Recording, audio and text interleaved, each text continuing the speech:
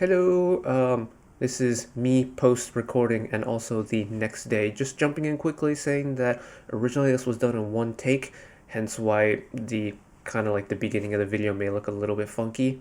But this is part 2 of the Fromist9 All MV Marathon. We are just going to start off with Love Bomb and continue on to the end of the OTR era, which I think is We Go, if I remember correctly. I'm going to go through 4 MVs in this little section and then continue on in a different part 3 where we'll cover the most recent 3 MVs during their Pledis era. So hope you enjoy and yeah, let's just jump right into it. What do we got next? Love Bomb! This song I do know. I'm also convinced that this song should have been their first win, but that's besides the point. This song, I've never seen the MV for, but I love this song. There's this quirky nature to this song. You get the little chip tone.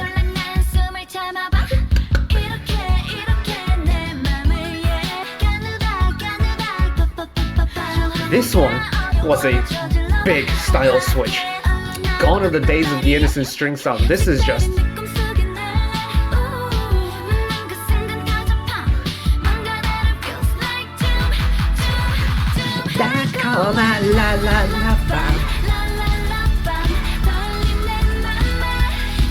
If this course doesn't make you like run a marathon, I don't know. But like, I ran a 5K late last year. This was the song I started the run on.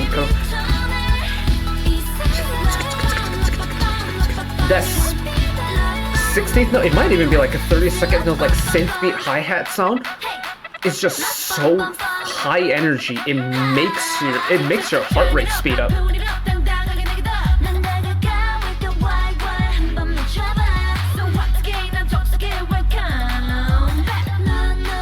Channel's verse there, it's not a terribly long verse, but there's so much character behind it. And very different delivery of the flows, isn't it?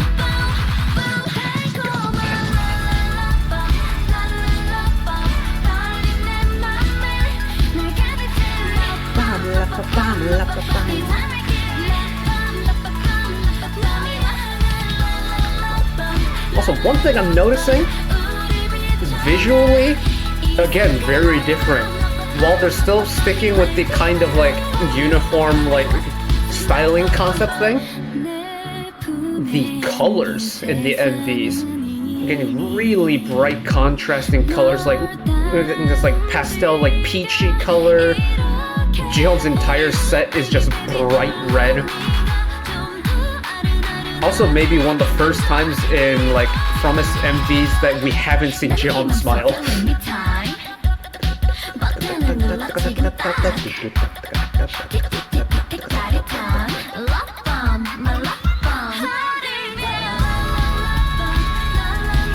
And I love this like cartoony aspect of the MV as well. YouTube isn't liking it though. My goodness, the compression is crunchy.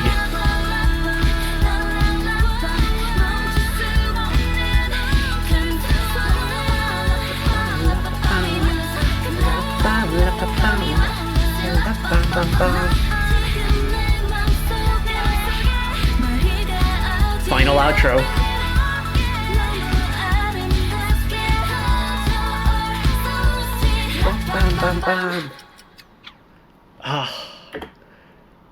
It's been a long time since I heard that song, and wow, the visuals are very different. Like, I think this is the case for a lot of groups with this kind of like, a lot of groups whenever they start off with this kind of like school, you know, visual concept. Like, if you look at, I'm referring to G-Friend a lot because their musical style, especially their older like musical style from like Dugun and like to their debut and pre-debut stuff, I equate a lot of it to what G-Friend did with their debut leading up to say a song like Nabilera, where it was kind of like a big style change. Nabilera, Love Bomb, very similar in terms of that they had this like, string heavy orchestral pop sound, and they decided to change it up with a little bit more synth heavy, more like electronica type sound. Love Bomb went more like the video game chiptune, like really fast paced route, and I'm not mad at it. With how much I love this song, I'm not mad at it one bit. But the visual styling, I think, is a very big difference about this song, and I'm not one to freak out over a person's visual, mainly because it's not in my character to do so. Like, don't get me wrong, I can appreciate a good visual here and there, but I won't be the type of person that will like literally have like a fanboy moment over someone looking really attractive. It's just not in my nature. Having said that, the like outfits and the styling of this era, you can tell there's a very distinct difference because, during their debut era and stuff, you had all the matching uniform. It's like the schoolgirl uniform matching outfits across the board. And then once you get to songs like Dugun Dugun, you had within the verses, you had similar styling concepts, but not the same exact outfits. And then in the chorus, you got a big old switch up. Love Bomb is much the same way in that there's some uniformity here and there with the styling. But once you start breaking the group off into like little individual like units and stuff, you get different styling. And especially with the MV, they went so far in the other direction with the MV where it's like it's bordering on like cartoon-esque, and I think that's the charm of this song, is that there is this like cartoony, almost video game like aspect to it. Still a good song. This song has aged so well. This was one of the 2 songs that I knew from Promised Nine until summer last year, so that was a good time. What do we got next? I actually don't. What do we? Fun! With an exclamation mark. And we have English captions now. Oh?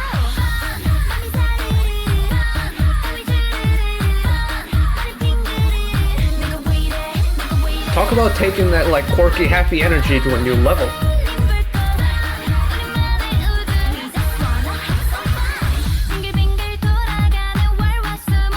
What is the concept behind? Is it?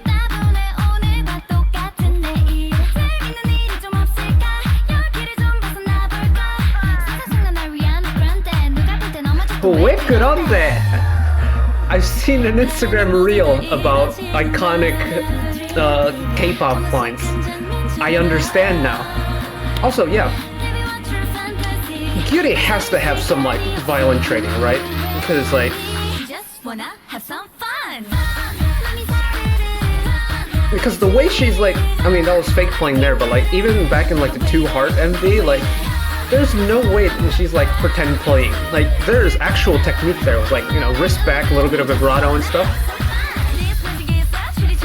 Oh, they're fake ads. That makes so.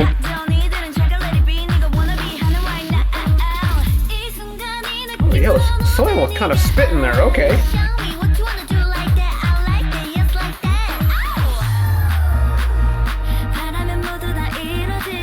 It's very interesting now looking at it that this is like, you can tell the members are starting to have their glow ups now. They aren't just babies anymore. We just wanna have some fun. Bomb noodles. Okay. I got you. So we've had what? Promise, fake Adidas, we've had fake cup noodles. What else have we had? What? I feel like I've missed a couple. There was definitely a soju one. Promise sweat instead of Pocari sweat. I got you.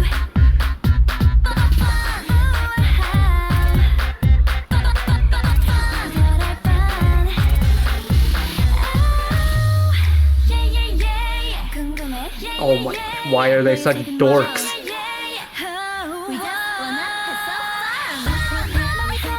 Fanta instead of Fanta, okay.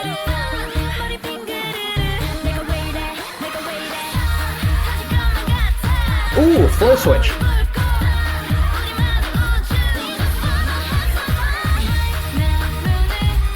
For real instead of L'Oreal, okay.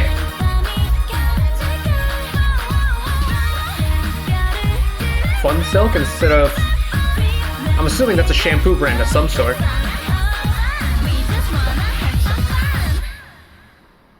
Oh, that's cute. That was fun. That was a lot of fun.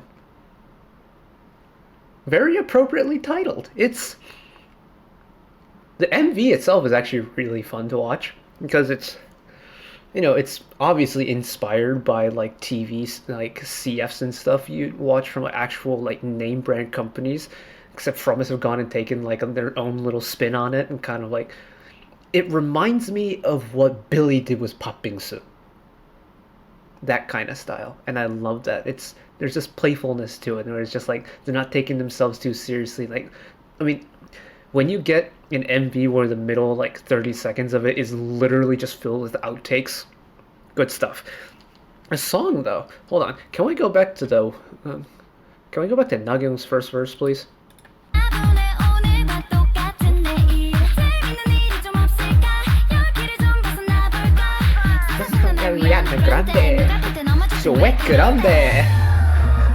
That is where that song is from. Okay. What was the other thing I wanted to talk about? Oh yeah, the final chorus. The way instead of it going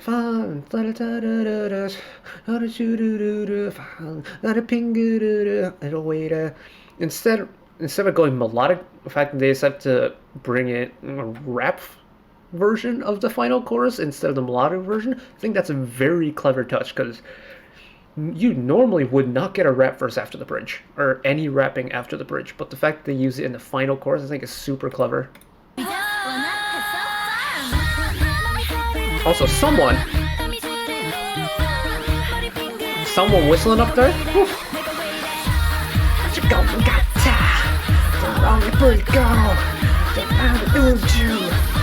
Yeah, letting Cheon go off there. And this final chorus to spice it up, I think is a super nice touch.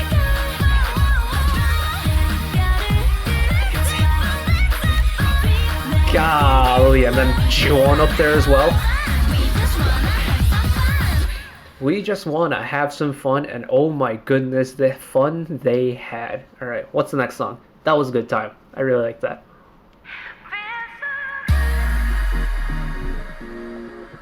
So this was a song that dropped on the album that had airplane mode, if I remember correctly.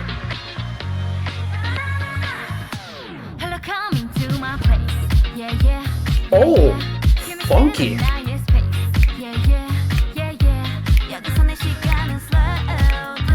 That bass and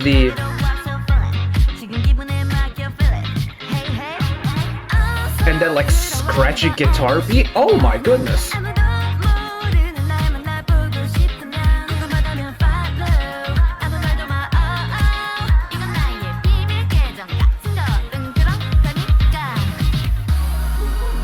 Oh, so this was the era where Jiyeon had blue hair. Okay. I've seen Channel 9s in the back, like, from this era.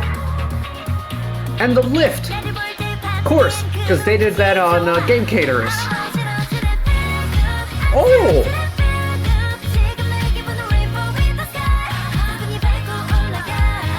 Love that little aha ad-lib in it, that was really cute. Oh! The vocals! Oh!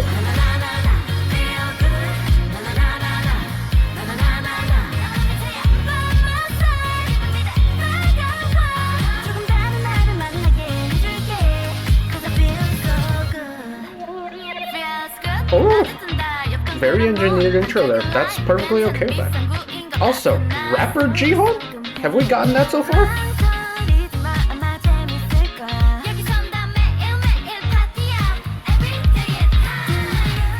Yeah, whenever there's a rapping verse to it, Promisenain's rappers just have this character of like, it's not overly cutesy, but it's not like overly like dark. It's very fitting of the song. Oh!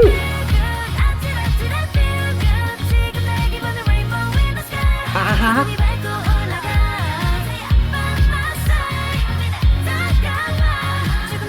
Also, very good to see that we're getting more giddy vocal moments in the recent MVs.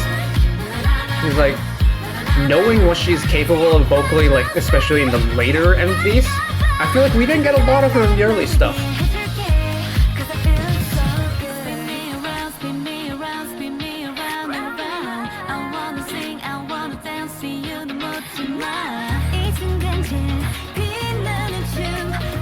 Oh, someone's whistling already.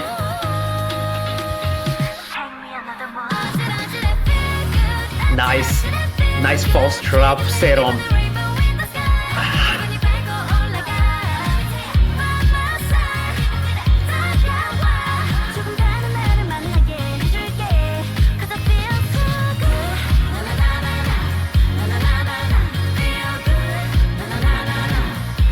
Oh, that's layered.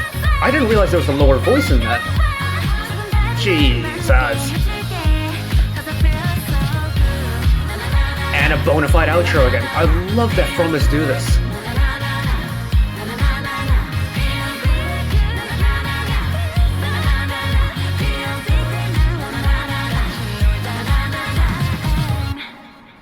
I see you, Juwon. Alright, shine up there. Oh, wow, that went really quick to the next MV.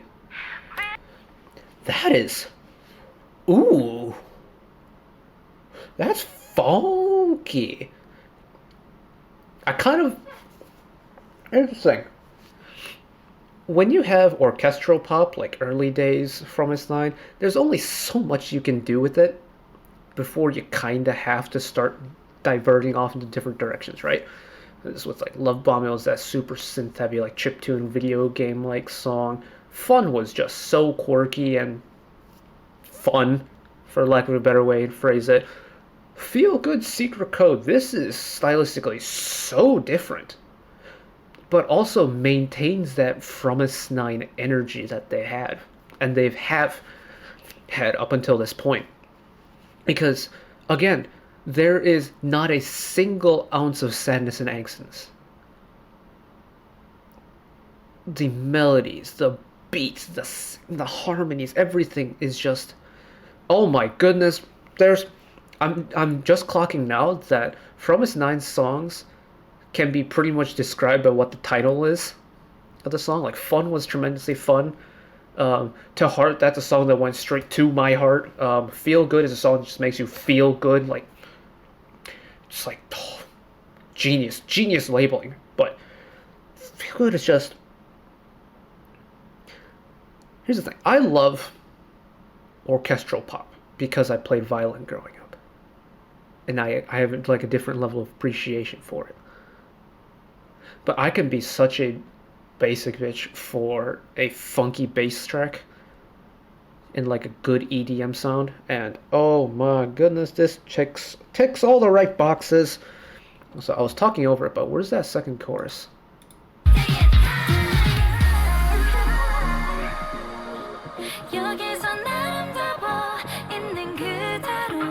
Someone was whistling in the lead up into the second chorus. Is that Hayeon? That has to be Hayeon, right?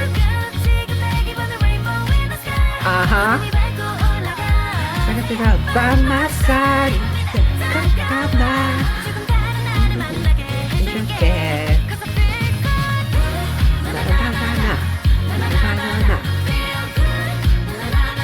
Yeah, very interesting they're layering it with a lower voice instead of a higher one. I mean, it's already high to begin with, but... Oh my goodness, okay, that song is tremendous. That's my favorite. Oh, is that going to top Love Bomb for me? Oh no. Oh no. This is so much fun though. This is so much fun. Okay, next. We don't have all day to do this, so we go! And English captions. Cheeky bit of Photoshop one time? Oh gosh.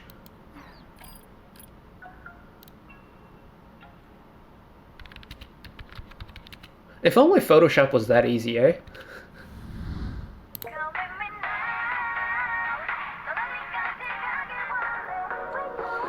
This one I've heard in backgrounds of videos and stuff. Oh, lockdown video. Gotcha. Okay. Yeah, this one for sure, I think I've heard in passing, but I've never seen the MV for it.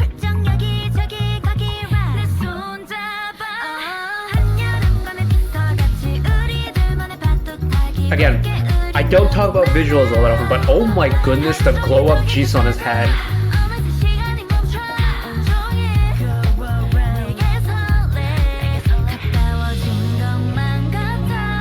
I do know this. Come with me now. Okay. Really clever MV though. I know, I remember, who remembers Lockdown 1? Right?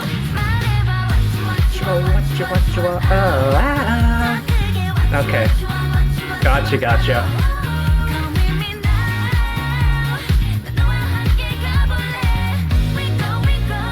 Again, if Photoshop was this easy, oh.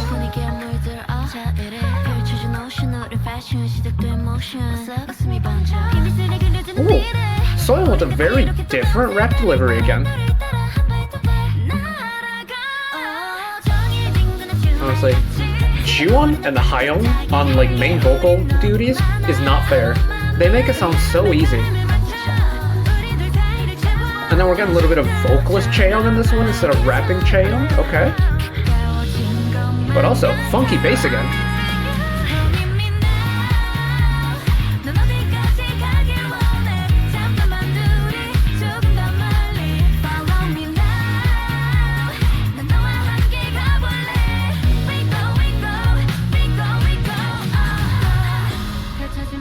And then straight into the bridge.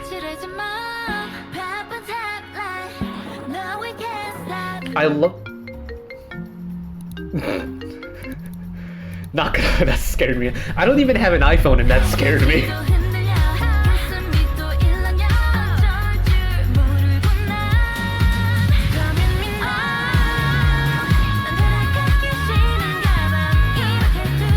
Again, main vocals making it sound way too easy.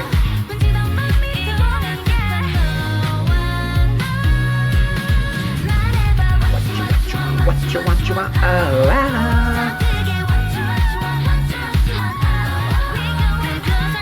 Who's whistling up there? Is that Hayoung again? Or is that Jiwon this time?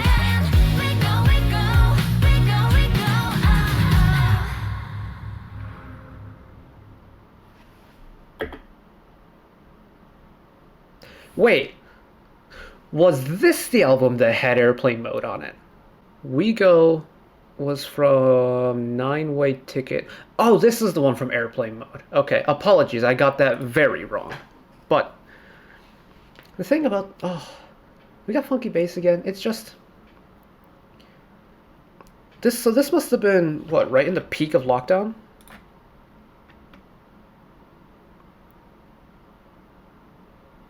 Okay, so this was like the tail end of the first huge chunk of lockdown, because this was over a year into the pandemic at this point. But it's yet another playful way of like kind of tackling the kind of like the quarantine blues in a way. You know, they're poking fun at the fact that we couldn't really go anywhere. So they're like, I remember seeing TikToks of people putting like taping their iPads onto the inside of their drum washers and sitting in front of it pretending like they're on an airplane. They're dancing along to each other on Zoom. They're imagining they're on lavish adventures and just like out and about in the world through the means of like Photoshop and digital media and stuff like that. Exactly how we had to spend a good 2 years of our lives because of COVID. And they've managed to make something like a topic so depressing as mandatory lockdown and the COVID pandemic, and made it into like a fun way to enjoy the pastime.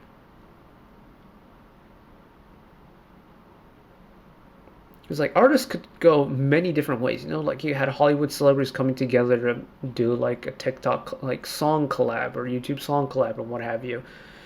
You could have really emotional ballads that's like praising the hard work of first responders and healthcare and frontline workers, or people who have unfortunately lost their lives to COVID and whatnot. But Fromist9, in a time where the world needed to heal emotionally, put out a song that does exactly that. It heals the listener emotionally, and I think that's so good on them. Regardless of what the song is like, just the fact that they pumped out a feel good song that livens up the spirits of Flovers and just like the general K-pop audience together through hard times. The power of music is something really special, and I really commend them about that. So props to Fromis. Yeah, we're back again. I'm jumping in. Okay, we made it to the end of the OTR. I mean, it's been a good run so far. I've been tremendously enjoying it, and yeah, this is probably the best stopping point we're going to get right now. So, if you did enjoy part 2 and want to see part 3, it is right there. If you want to see the other stuff I've watched in the past, channel icon is up there. You can find the back catalog stuff I've watched in the past. Drop a subscription if you want to keep up to date whenever I upload new videos. There we go. And yeah, hope to see you all in part 3. Bye bye.